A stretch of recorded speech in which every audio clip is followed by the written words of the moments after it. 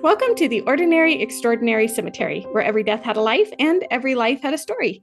My name is Jennie Johnson. Hello, and I'm Diane Hartshorn. We've had our first couple of days back in the real world now. Oh, I thought you were just talking about the snow. Well, that too. I think you guys got more than we did because I saw this morning that you had actual school districts that were closed today. Well, they close if there's a snowflake, but it We, was yeah, it was pretty snowy. I mean, we got probably 3 inches or so, but none of our school, I don't think any of our schools were closed. I know all our big districts had like late starts to try and, Mm. get through the snow, but Hmm. I don't think any of our schools up here were actually closed. I I think was we just kind of enjoying that moment of seeing the list of stuff and going, I don't have kids in school anymore, so I don't even have to deal with this. yeah. Well, it's like I think we got two, maybe three. I don't think we got more than four, so maybe 2 to 3 inches. But Yeah. I mean, I it mean, it snowed was all morning here. And yeah, then I think by 2 o'clock, it was pretty much done. And yeah. It was really really pretty. We had to take two services out, and that was fun driving because not all the roads in the cemetery were plowed, so that was sort of fun. But it was just so pretty because it's when it snows, it's like it's silent. yes, I just saw It, something about, the way snow cushions sound and it makes it silent. So then yeah, there's this magic about it that you don't get it with is. other types of weather that I thought was just a really pretty thing. I am thinking about our listeners who are like in the Kansas City area and everything, where they've been having that major ice storm Yes. and seeing, the conditions of there was a, I don't know if I saw it on Instagram or what, but some guy was like, there's the highway. Here's the walking trail that's near my house. And he had ice skates on and he was skating down that walking Oh my trail. gosh. So, if he can skate on that sidewalk, that's a walking path, but Yeah, those roads were it's horrible. bad. Oh So, my gosh.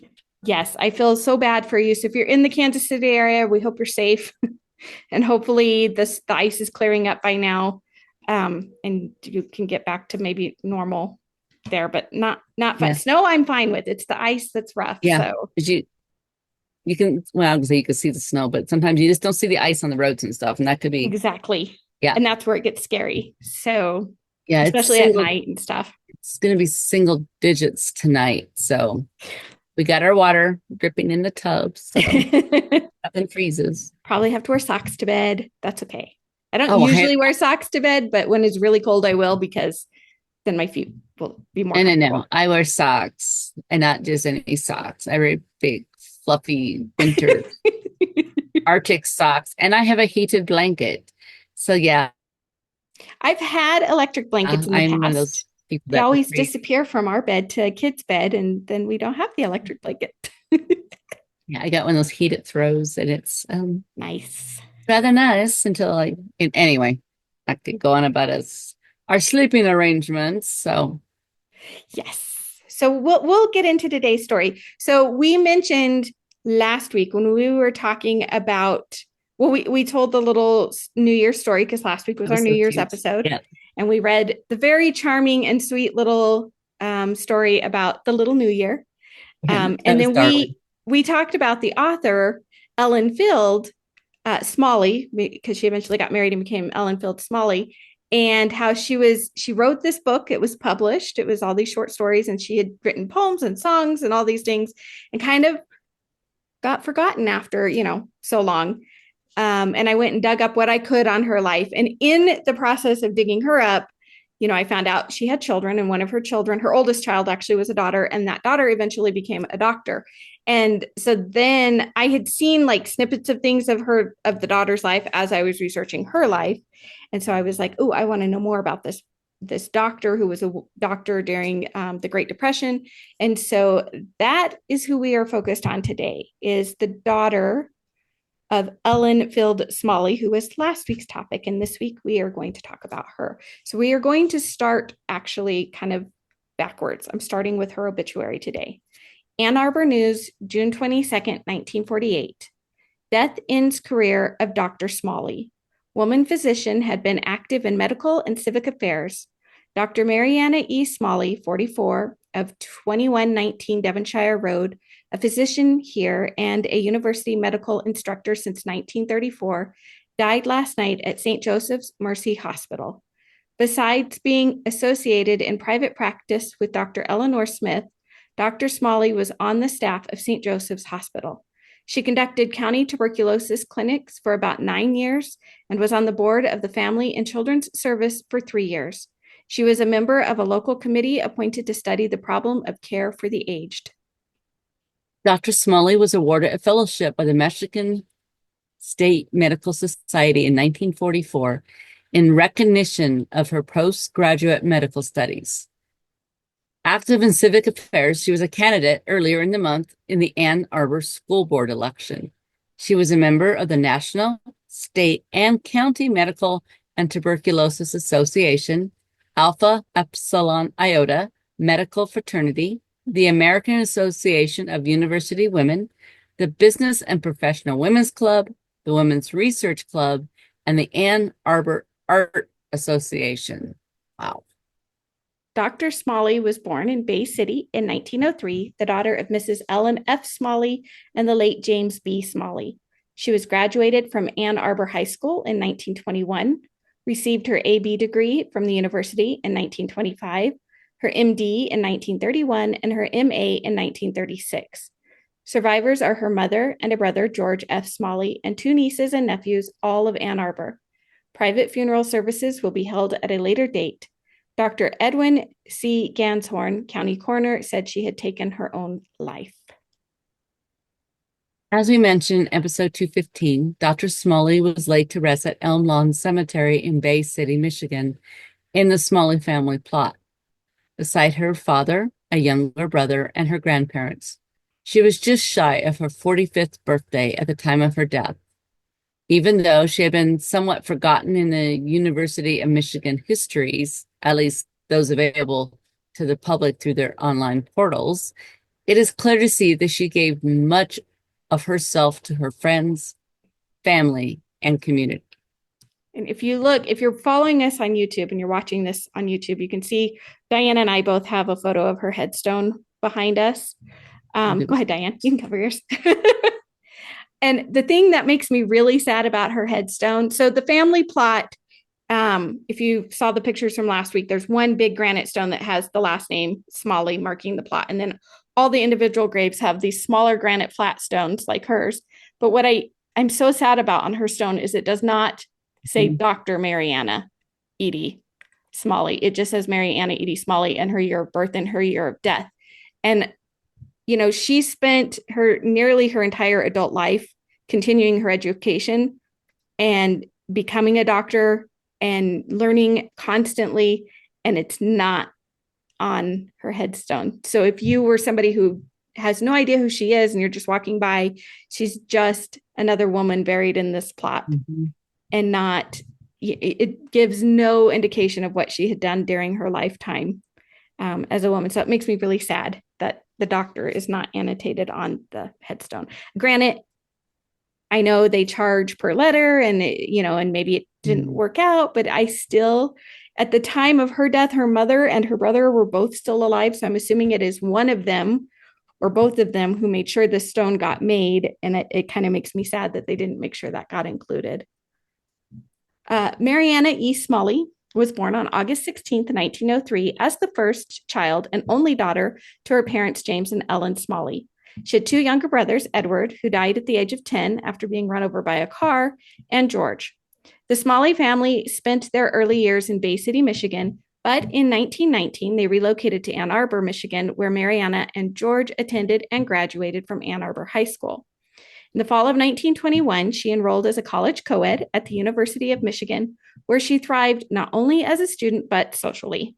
And in her obituary, we just read her long list of organizations that she belonged to as a grown woman. She was that busy as a college student, too. She was athletic and participated in various women's sports, joining the Athletic Association of College Women. And by her senior year of 1925, she was elected president of the local campus chapter. Marianna was also an active member of the Alpha Epsilon Iota Medical Sorority and a member of the Mortar Board National Honor Society, a very prestigious organization recognizing scholarship, leadership, and service of college seniors. At that time, it was for women only. As a student leader, Marianna's name was often mentioned in campus and off-campus newspapers regarding both her social and academic activities. Once she obtained her undergraduate degree, she continued her medical studies at the school to become a full-fledged doctor when she was awarded her MD on June 20th, 1931. And I had to go back when I was doing the research because I just wanted to know more about the Mortarboard Honor Society, which is now the Mortarboard College Honor Society. But at the time, I was just curious about the history of it. Yeah. It began in 1915, and it was a women's only society up until 1973 when they finally voted to allow men to join them. So it's Wow. one of those weird ones that, normally it's been the other way around where it's like a men's college or a men's society, and they finally vote to add the women. This was a case of the women decided to go ahead and allow the men to join them for this organization, but it still exists and it still honors the recognition of the scholarship, leadership, and service. And so all these college seniors who have been very active in their college life and have good grades and all the things that go along with that can become a member of this particular honor society. Dr. Marianna Smalley's area of expertise became the reduction and treatment of tuberculosis. And it was no wonder, because it had been an especially problematic disease in Michigan in the late 18 and early 1900s. And it took medical professionals decades to educate the general public on how it spread and how to best treat it. And some of this feels very 2020 to me when I was reading through this. Prior to the 1870s, it was often believed that tuberculosis was a hereditary disease, which is easy when you think about it, because if it spreads from person to person, Right. when The you all families, live yeah. together and everybody starts dying of it in the household, makes sense, right? However, by the mid 1880s, most doctors and nurses recognized it to be a highly contagious disease spread easily through airborne pathogens when one sneezed, coughed, or spit, or through the sharing of saliva and mucus when cups, utensils, or handkerchiefs were shared without washing between individual people. Convincing the general public was an entirely different and often difficult task. In 1893, Michigan's State Board of Health publicly declared tuberculosis to be a communicable disease, and Michigan became the first state in the U.S. to mandate the reporting of tuberculosis cases. In 1895, the Michigan legislature passed Public Act 146, an education bill that required public schools to teach children how tuberculosis was spread and could be prevented. Yeah, This, I agree with you. It sounds like 2020 all over again. I know. This was the first of its kind. Michigan was like, we're kind of fed up with our population dying of this disease. Mm-hmm. What can we do? So this was how they started it. This means a young Marianna Smalley was exposed to the prevention of the spread of the disease from the time when she was a young child in grade school. While children may have been exposed to it and taught better sanitary practices at school, that did not mean those practices or belief were extended to the home and streets of cities and towns. Detroit was especially hard hit by the disease, in part due to its industrial industries and also because of its influx of poorer populations that migrated to the city after the Civil War. This included many free slaves, white Southern families who lost their livelihoods, and sometimes all their men, and immigrants from around the world looking for better jobs. These migrants were often or undereducated, and many held fast to beliefs and superstitions that they had been raised with regarding certain illnesses, and that included tuberculosis. By 1917, Michigan had 3 TB hospitals, 6 county sanatoriums, and 21 anti-tuberculosis associations. This is how bad the problem was. Most of these were staffed by volunteers who worked tirelessly to treat the suffering and at the same time try to educate the public on ways to keep the spread of the disease to a minimum. Pamphlets were handed out, free clinics were offered through schools and other public places, and talks were given at social clubs and gatherings. Children learned how to keep their face, hands, and fingernails clean, cover their coughs and sneezes, and play outdoors in the fresh air. All things that in our heads today, super like, duh, we all do that, right? But this was new, new Right. news. Women and girls abandoned dresses and skirts that reached the ground as they were major carriers of TB bacteria found on floors, sidewalks, and streets. Well, I'll have to say, I remember when the COVID panic first started, when Tom would come home, I would Lysol the bottom of his shoes. See? This, And we were cleaning everything, right? We were like washing yes. the counters, cleaning, people were cleaning their mail. It was crazy when we first were like, you have to clean all the germs off. But this was almost the opposite because germ theory was still such a new Oh, concept exactly. Yeah. that, I mean, at least by now we understood that germs existed in 2020. It was Right. just how were we spreading these germs?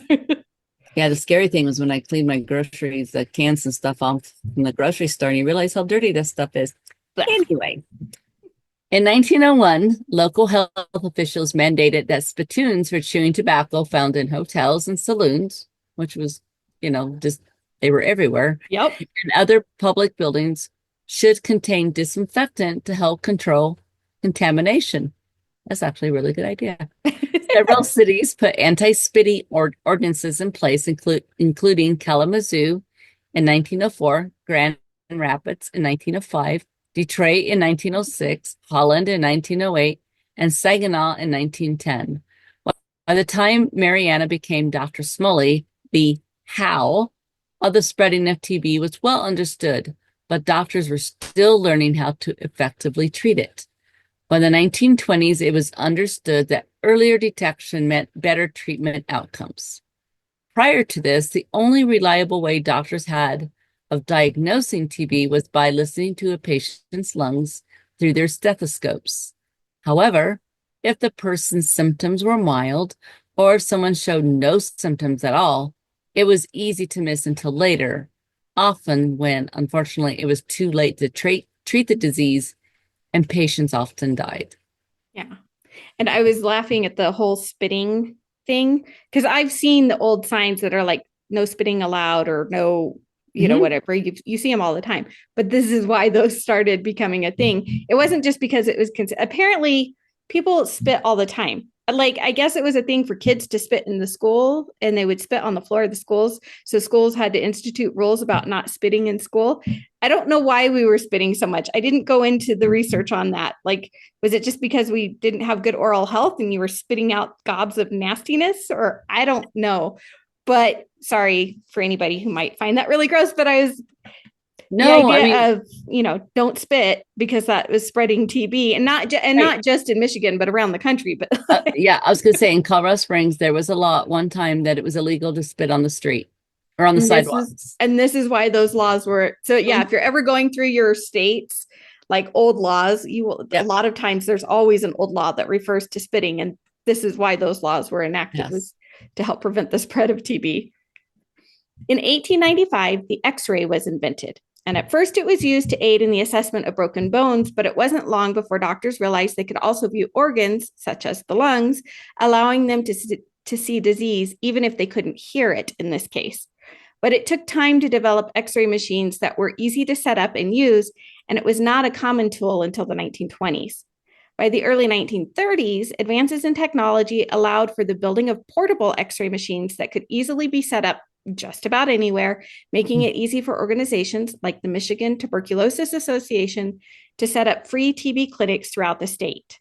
In December 1937, a series of articles appeared in the Grand Rapids Press that detailed how the Ann Arbor Chest Clinic, headed by Dr. Marianna Smalley, was conducting a series of these testing and prevention clinics.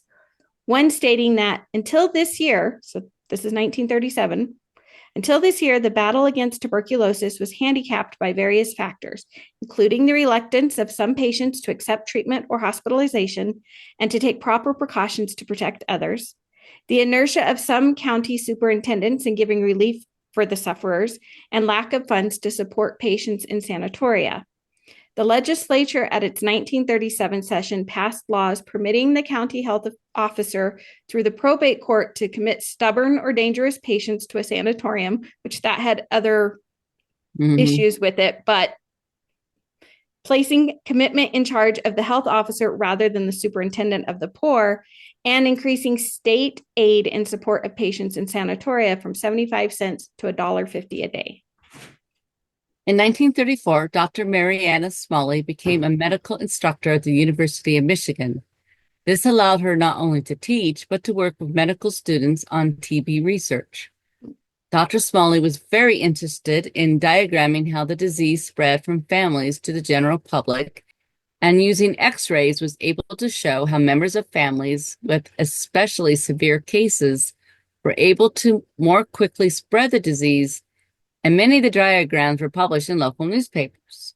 By the 1940s, it was discovered that TB could be treated with antibiotics, and this, along with early detection methods and the eventual acceptance of the public to use far better sanitary practices, all helped to significantly reduce the disease, making it far more manageable.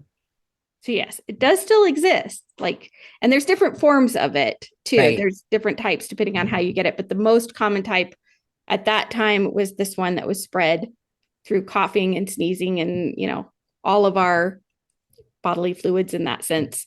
But by the time we had the antibiotics and stuff, it did calm it way, way down. So we don't hear of epidemics of tuberculosis anymore like we used to, which also then led to the closing of a lot of sanatoriums or the changing them from TB clinics to other types of sanatoriums, which that's a different episode on its own. But by the 1940s, Dr. Smalley had a private practice she shared with her friend, Dr. Eleanor Smith. She was also on staff at St. Joseph's Mercy Hospital. And even though she was kept busy with her practice and research, she still found time to host parties for her friends. There were mentions of these in the newspaper, attend weddings, and other social functions. She even had a bit of an adventure involving a couple of crooks. The Ypsilanti Daily Press, January 13th, 1941. Police capture 3 burglars to apprehended residential area of Ann Arbor. Police here made successful capture of 3 unsuccessful burglars. Saturday night, 2 in the residential and 1 in the business district. The 3 awaiting arraignment today are Raymond Nowicki, 24, Ambrose DeHaven, 29, both of Pontiac, and Russell Clevenger, 20, local shoe clerk. The Pontiac men were arrested by Detective Albert Husel and Officer Roland Gainsley on Devonshire Road. Dr. Smalley returned home about 9:30 p.m. and hearing voices in the house went to a neighbor's and phoned police. When they arrived, they found nearly every room in the house had been thoroughly ransacked. Several articles were missing and tracks led away from the rear of the house across the snow. It's a good thing she just didn't go into the house on her own. So she was very smart. Yeah, she's like, I'll go next door. This is the best part of the story coming up, though. On leaving the house, Officer Gainsley saw 2 men walking toward him, and when they turned in the opposite direction, he ordered them to halt. They told him they were from Pontiac, and when searched, it was found each one had a revolver and one carried a chisel and a blackjack. Under police questioning, they admitted the burglary at Dr. Smalley's and also at the home of Mrs. Anna Pope, and at the homes of Carl Detzer and Albert Benz last December 29th. Detective Sergeant Eugene Geringer recovered many of the stolen articles from the last 2 houses when he visited the men's room in Pontiac Sunday. And before you get to that follow-up article, there was another one, and I should have found it. There were 2 other smaller articles about this event happening. And the reason the burglars had come back to Dr. Smalley's house was because they had parked the car they were using like 5 blocks away and they got lost trying to find their car.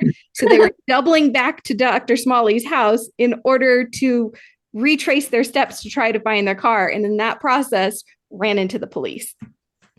Not the smartest burglars on the block. Oh my God, that's hilarious. A follow-up article in the same paper dated January 21st, 1941, stated that Sheriff John Osborne said today he would send 3 deputies with Ambrose DeHaven and Raymond Nowicki of Pontiac, where the 2 men were taken to the Southern Michigan State Prison to begin their sentences this afternoon. The pair, who have a reputation of being dangerous characters and not too smart, were sentenced by Judge George W. Sample for breaking and entering into the home of Dr. Marianna Smalley. They were taken to court Monday afternoon, and DeHaven was sentenced to 10 to 15 years, and Nowicki, who was already on probation from another court, 14 to 15 years. Wow. Compared that to what today is. I mean, their idiocy had to also make them more dangerous if you think about it. That's true. Very true. The stupid criminals are usually more dangerous than this. I mean, the smart ones are dangerous too, but in a different way because they can use their head. These guys Right. are the like bumbling idiots from Home Alone, but with Yes. weapons. Yeah. That's Yeah. true. I mean, that's just the depiction of them in like all these little articles that came up. And apparently, the night that they were doing the robbery at her house, I don't remember there was another article where they mentioned them, going back and getting caught by the cops, but there was like a fire or something else that was happening in town. It was crazy pants that night in town. So, yeah, it was a whole weird night that everybody in that town was living through. But yes, fortunately, Dr. Smalley was okay. Fortunately, she realized something was wrong when she walked into her house that night and left before she encountered them, because if they were carrying guns, as it stated, that she may not. Yeah. Have been very bad. Unfortunately, I was unable to find any additional information about Dr. Smalley and her life after this event until her death in 1948. It doesn't mean it didn't exist. I just couldn't locate it. All we know for sure is that she was still practicing medicine and was still teaching at the University of Michigan. On June 23rd, 1948, a small follow-up to her obituary appeared in the Detroit Free Press. Coroner E.C. Ganshorn reported the suicide of Dr. Marianna E. Smalley, 45, which she was actually only 44. She had been a University of Michigan medical instructor since 1934. Illness apparently prompted her to sever a vein in her arm, Ganshorn said. It was such an abrupt end to what seemed to have been a very well-lived life to that point. And what I don't know, and everything that I think of on her from that point on, is, it does mention that apparently some sort of illness prompted her to take her life, which makes me wonder if she was diagnosed with maybe either cancer from the amount of time she was spending x-raying patients in the 30s because she really was involved with the major x-ray process of taking the x-rays, and then she was charting all the documentation from these x-rays, which means she was exposed to that radiation over and over and over again. And I don't know, I didn't think to research it. I don't know if they were doing a lot of like lead aprons and stuff at the time. I think that's something that came about later. I was going to say, yeah, they didn't have the precautions in place because they didn't know. Because they didn't know yet, right? It was still, now if you go get an x-ray, especially at a hospital, they're like the x-ray technicians in a whole nother booth in a room separate from where you're at getting the x-ray, and they cover you in lead except for the part that has to be x-rayed and all these other things as a precaution, because we know it leads to cancer. The radiation can lead to cancer. So it makes me wonder if maybe she'd received a cancer diagnosis, or maybe she'd even contracted TB at this point. I mean, she was working with TB patients for years. And even with precautions, still could have been exposed to it. So definitely, yeah. Yeah, it's just really sad that I couldn't find anything about the funeral services, which I'm assuming were kept very private. So it was probably like her immediate family and maybe a few very close friends that attended. At least we know where she's buried, and she does have a headstone. But again, like I said at the beginning of the episode, I'm very sad that the headstone leaves off the fact that she was a doctor, because somebody from today's society walking through there would have no idea of the impact that she had on her community during her lifetime. She was written about in the local papers enough that people knew who she was. And the fact that she worked with the children's family services or whatever it was for 3 years, she was involved, and a lot of these TB clinics that she was doing in the 30s were working with high school students, because they were doing these clinics at the high schools. So they were setting up these portable x-ray machines there, and they were x-raying all the students and checking them for the disease. And then what they were doing when they would do that, they would find out, and if somebody showed signs of maybe having TB, they could isolate them from the rest of the student population. But then they could go to the families and say, okay, we've detected this in your child. Now we need to check everybody in your family to see if everybody has it or if it's Right. just your child. And then, yes, of course, the state did make it possible for them to remove people from their homes and families and put them in the sanatoriums. And there are cases where that was abused for other reasons. Oh, I'm sure. Yeah. Um, I'm not saying Dr. Smalley ever did that. I'm just No, no, saying but other that law people took was, advantage. Yeah. yeah, and laws like it in other states because they were used for that. But she did have this huge impact, like her mother before her, who wrote these stories and was, Right. again, as a young woman, very active in her community, was written about in the papers. And then both of them, we just kind of lose after a while, it makes Well, me very sad. it's because they weren't the type of women that were like, look at me, look what I've done. It's And true. then, They weren't bragging about what they were right. doing. And I have a hunch she was very athletic, especially in her younger years. During college and stuff, she played all the sports, and she was the president of the athletic association for women. So I'm sure, things, teamwork and being a good team player and all of that was very much ingrained in her, I'm sure, Right. and part of everything that she did. And all of that research that she was doing in the 30s with the TB clinic, she was doing that alongside her students because she was teaching as she Mm-hmm. was working. So again, all of the impact that she had on so many people. And I felt frustrated as I was trying to research more about her that I was running into nothing, um, especially as I got into the 1940s. And again, with having medications to treat TB and better ways to prevent it, obviously, I'm sure her work for tuberculosis in particular kind of went away and she was doing other things. But what were those other things? I could not find it. And it was bothering me. And there's such a stigma attached to suicide Mm-hmm. that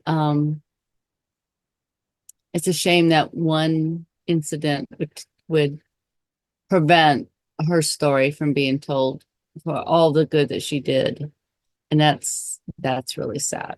Yeah. And I'm really hoping that that is not the reason why things have Right. gone unpublished, maybe about her. When I was in my research, I did come across the archives. There was the Bentley Historical Library has a collection, an archive collection of women who have graduated from the University of Michigan. So this includes doctors, but it also includes all sorts of other women doing all sorts of other things. And I was able to go through the list of who they've archived and written about. And they had several different lists for different things, but Dr. Smalley's name did not come up on any of those lists. Hmm. And I just feel like she was a really important part of the school for so long. I mean, she was a student there and then she was a faculty member there. I was a little disappointed not to find her in these records. And whether that's just because those records have been forgotten or Mhm. somewhere along the line they chose not to feature her, I don't know. But I just feel like there's more to her story than what I was Right. able to There's more find. to her story. Yeah. And I mean, the pictures so again, if you're on YouTube with us, you can see it. If you're just listening through one of the other apps. So behind Dianne is a photo of her from her earlier years as a college student. Um, and this might have been, I think might have been sophomore or junior year of college, that picture. I can't remember exactly. And without my glasses, I can't see what it says underneath the picture there. And then behind myself is the picture that was in the yearbook in 1931 when she became an MD, when she'd earned her actual degree as a doctor. And so the yearbooks exist, and there's plenty of other, and those I was able to pull from ancestry.com. And there were other yearbook photos, like group photos of her with other girls doing other things and all of that. So the records are there, but they're not necessarily available where somebody like me has access to them.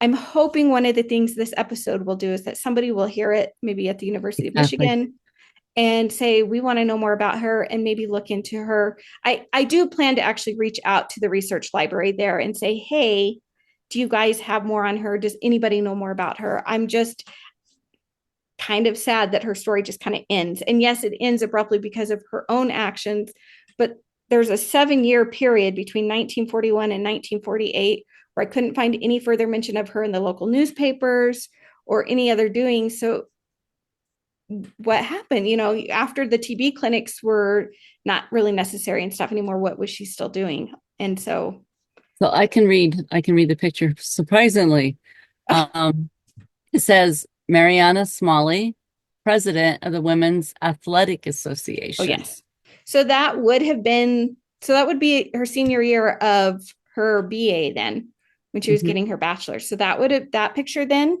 would have been taken in 1925, because that 24 20, maybe 24, maybe it was taken at the beginning of the year. So 24-25 is the picture behind you. 1931 is the photo behind me. So a few years, and there were a few other photos of her. Interestingly enough, in all the newspaper articles that I read that were published in the local papers outside of the college, there were no photographs accompanying those. They were all just little snippets about the social doings of what was going on with the ladies in the school and all of that kind of stuff. Oh, I bet you there's somebody out there who knows somebody who knows somebody who knows something.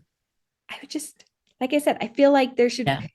I'm assuming with the amount of research she's doing, there's papers with her name on it that she either authored or co-authored. There again, the diagrams that she was creating showing how tuberculosis spread between families and how they were documenting that, those were printed with these reports in 1937 that they were doing in the newspaper to kind of try and show. Again, I think it was a way to try and help educate the public on the fact that this is not hereditary, it's communicable, and this is how we Right. spread it. It took a And long so we can prevent it. yeah, it took really, and that's today's episode was a very brief synopsis of how tuberculosis was discovered, and we educated the public. And it wasn't just Michigan that struggled with it. It was, Mm-mm. across the US, other countries around the world all struggled with getting people to understand how communicable diseases in general were spread, because we had held on to these other beliefs in our collective system as humans of how disease is. And germ theory to Right. All kinds of people who stuff. weren't Yeah. doctors and scientists was crazy talk, right? So I understand their pain in trying to teach them. And so, like I said, I think the reasons she may have become so interested in it is because it would have, growing up as a young child, it was being hounded Mhm. into them in their school system at that point. And so that may have helped her take that bigger interest in it. Yeah, there's more to her story. You can even see it in that picture, especially the picture from college, her senior year. I mean, look at The that one with me. smile. There's just something. Yeah. Yeah, There's just something more to Miss Mariana. there's more to Dr. Smalley than what I could find. Mhm. So if somebody from maybe a U of M student is listening and is interested, go find out more. Let us know. Like I said, I do intend to reach out to the university and see if there was more. I just didn't have time to do that before we were ready to do this episode. So maybe I can learn more and we can do a follow-up episode later on down the line this year on her and That would be awesome. Yeah. I would love to just know just that much more about her. I told Dianne this earlier. I tried to also research her through her friend Dr. Eleanor Smith, who they had a practice together. They were housemates for a while. There was an article where Dr. Smalley threw her some sort of a party. And I know that she got her undergraduate degree from Wellesley College in Massachusetts. And then I think she became a student at University of Michigan to become a doctor. But trying to track down somebody named Eleanor Smith without more details than that was nearly impossible through ancestry records, because there are Eleanor Smiths all over the place at the same time. Yeah. So trying to figure out which one she really was not going well, because I didn't have details on her, like which family she came from, and I didn't have a date of birth. I didn't have a lot of things. So that ended up being a dead end too. I was hoping that might help more, or lead to other resources, but it did not in this case. And it quickly became a search that I was like, yeah, we're not going that direction anymore. So Yep.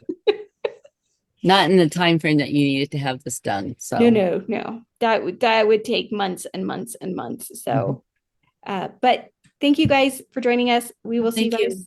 next week. We thank you for taking time to join us today for this ordinary, extraordinary chat. To learn more about today's discussion, please visit our website, theordinaryextraordinarycemetery.com, where you will find additional links in our show notes. And if you're watching us on YouTube, be sure to give us a like and subscribe to our channel, The Ordinary Extraordinary Cemetery Podcast. This really helps makes us more visible to others on YouTube who may also enjoy our podcast. And please don't forget to visit us on social media, where we share all kinds of cemetery photos, quotes, tidbits, and more. We are on Facebook and Instagram at Ordinary Extraordinary Cemetery, and on X at OrdExtraCem. So OrdExtraCem. If you enjoyed this or any of our episodes, please consider leaving a 5-star review and a comment on Apple's podcast, Spotify, or directly on our website. You can also leave those same comments on YouTube. Your positive reviews and enthusiasm for our show help others who love cemeteries and history to discover us and all of our ordinary, extraordinary stories.